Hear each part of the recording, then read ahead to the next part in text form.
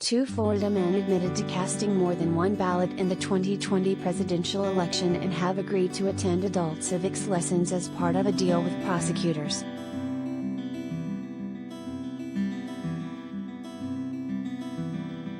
Charles Franklin Barnes Jr., 64, and Jay Richard Ketcik, 63, are both residents of the Villages, a Sumter County retirement community famous for its residents' seemingly boundless support for Donald Trump, who continues to baselessly claim that widespread voter fraud cost him a second term. There is no evidence that voter fraud occurred in the last presidential election at a scope beyond the usual small number of cases, let alone enough to tip the scales of history.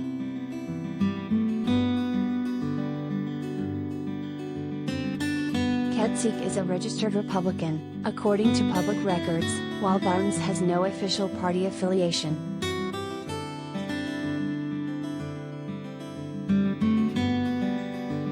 Voter fraud is a third-degree felony punishable by up to 5 years in prison.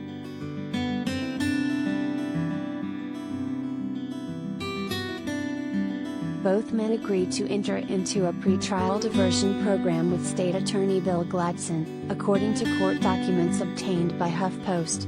The agreement, meant for first-time and non-violent offenders, means they can avoid jail time if they stick to the requirements.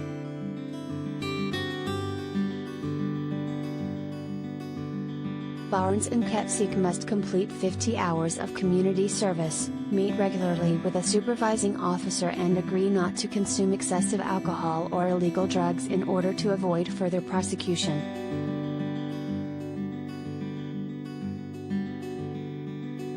They must also attend a 12-week adult civics class based on a specific textbook, We the People, the Citizen and the Constitution by Florida educator Doug Oswald, that meets 2 hours a week. The pair must pass the class with a C grade or better.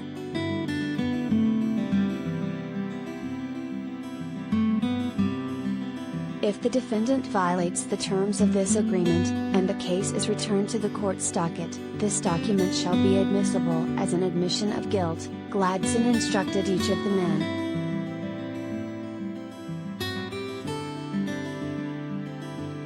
Gladson's office received a tip from an anonymous individual about possible voter fraud that led to the arrest of several Sumter County residents, including Ketcik, local news station WKMG-TV reported in December.